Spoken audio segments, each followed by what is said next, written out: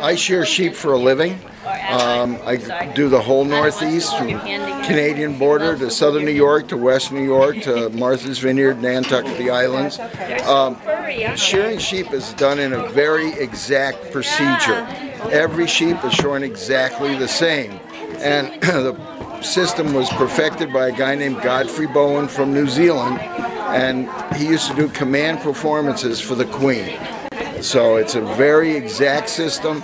Most guys from New Zealand and Australia say it takes 10 years or 10,000 sheep to learn how to shear a sheep. Well, you start out by flipping the sheep up, sitting it on its right hip, and you take the belly wool off and you throw that away because it's a different kind of fiber.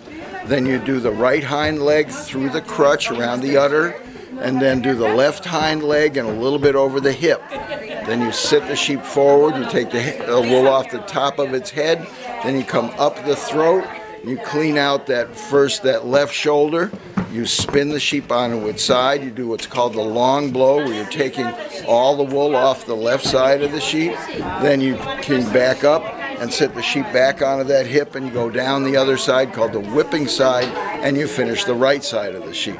When somebody's shearing at world record speed, they're shearing a sheep between 30 seconds and a minute apiece. And are the sheep, are they tranquilized at all? No, it's all in the shearer's legs and in his hands. And that's why it takes so long to learn. These kids, they come to the shearing school and they're 18, oh, I can do anything.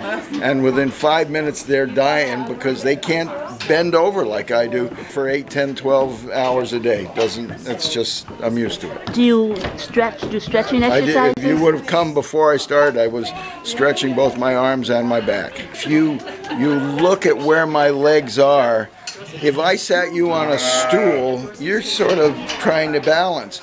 But if I put you in a nice easy chair where your spine is supported, you sit more comfortably.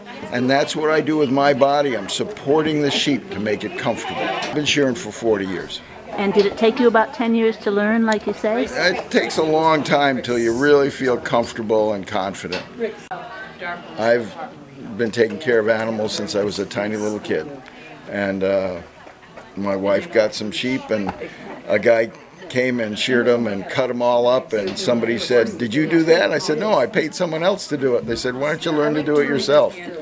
And that's history. And what? Domestic sheep has to be shorn. Man has produced an animal that cannot live without man taking care of it. A sheep must be shorn.